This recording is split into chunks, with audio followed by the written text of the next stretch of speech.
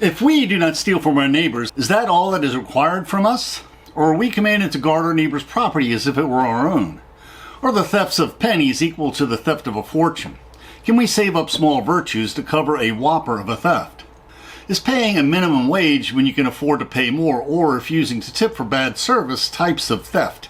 Can we tithe to the Lord from ill-gotten gains?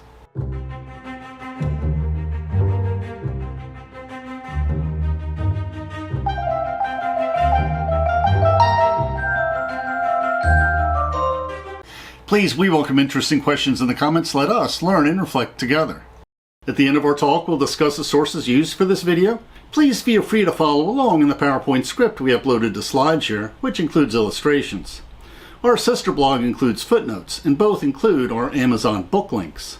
The medieval rabbis, Rashi, Rambam or Maimonides, and Ramban or Nachmanides lived in the 11th and 12th century in Europe and the Holy Land. Their short biographies are covered in the beginnings of our reflection on the medieval rabbis. Do not envy. We also want to mention that in the Jewish translation, the word for the name of the Lord is so holy that Jews cannot pronounce it. So they often translate it as Adonai, the merciful aspect of the Lord, or Elohim, the judgmental aspect of the Lord. Theft is the most pervasive of sins. And what sins against men do not also involve theft? Coveting is theft in the heart. Adultery steals affection. Bearing false witness steals reputations. Killing steals life. Not honoring your parents steals respect. But when most people think of this mitzvah, they think of stealing property. Do not steal. And they think of stealing money. You should not withhold the wages of your fellow Jew, and you shall not rob. Divorce also involves theft because the wife and children usually make do with less after the divorce than before. The other woman receives trinkets paid with treasure that should be going to his wife and children.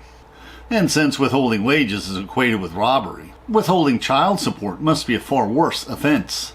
Now, since the mitzvot condemning adultery and murder are capital offenses, Rashi and many rabbis think that the mitzvah against theft prohibits kidnapping, since it's a form of stealing. And the negative mitzvah 243, do not steal by kidnapping human beings. Rambam teaches us, by this prohibition, we're forbidden to abduct an Israelite. It is contained in his words in the Ten Commandments, thou shalt not steal, on which the Makilta says, thou shalt not steal. This is the prohibition of abduction. And Rambam adds a most haunting note. He who steals a human being is killed, because he is also prepared to kill him who he steals. Another way to put it is, you shall not cheat one another, and you shall fear your God, for I am Adonai your God. Ramban comments that the verse applies to cheating others in business. But wronging one another in business is listed by Rambam as negative mitzvah 250. If you sell anything to your neighbor, or purchase anything from your neighbor, do not cheat one another. That's from Leviticus also.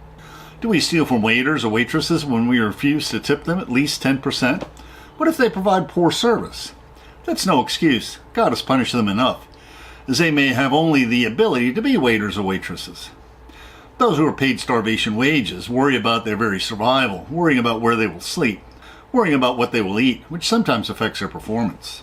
A haunting depiction of the quiet desperation lived by minimum wage diner waitresses trying to scrape together a living is Casey Musgrave's country song, Blowing Smoke. Paired with the negative mitzvah against stealing is some positive mitzvah that the stolen article be returned. Also from Leviticus, positive mitzvah 194. It shall be that when he realizes a sin and incurs guilt, he shall return the stolen property that he stole, or the wages that he withheld, or whatever keepsake that was placed in his trust, or the lost item which he found. And from Deuteronomy, positive mitzvah 195.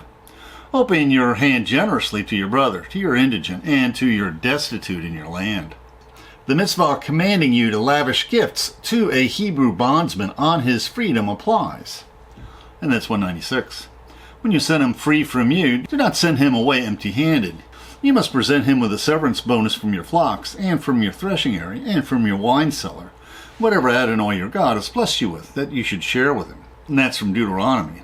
In the Deep South, it is common practice to pay only 2 weeks' wages when terminating employees, even professional employees employed for many years, even when they've been excellent employees. Does this mitzvah apply?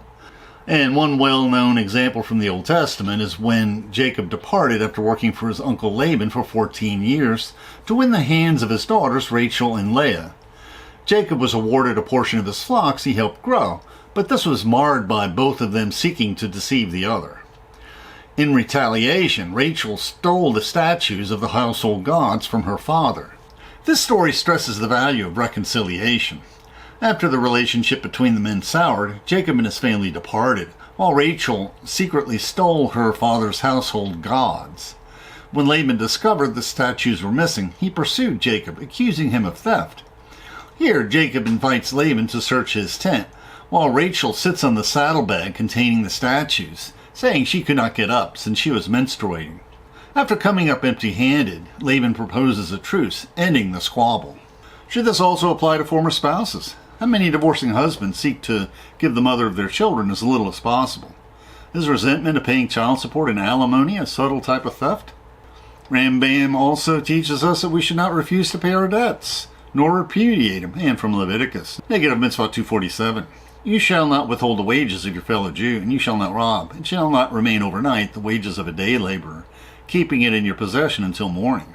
And the next two negative mitzvahs. You shall not deny a rightful claim, and each of you shall not lie to each other.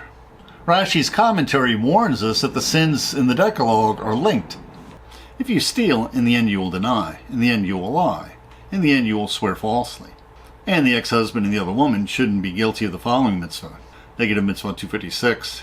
You must not mistreat any widow or orphan. If you do mistreat them, when they cry out to me, I will indeed hear their cry. That's from Exodus. Why should we not deal harshly with widows and orphans, and the poor in general?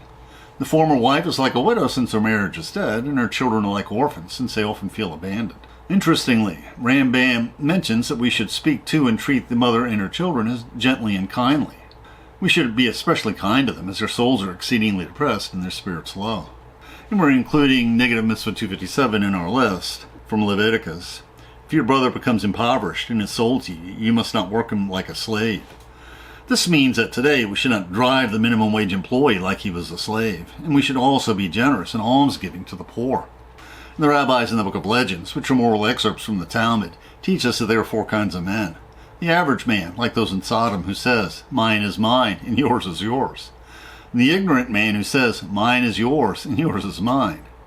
The pious man who says, mine is yours, and yours is yours. And the wicked man who says, yours is mine, and mine is mine.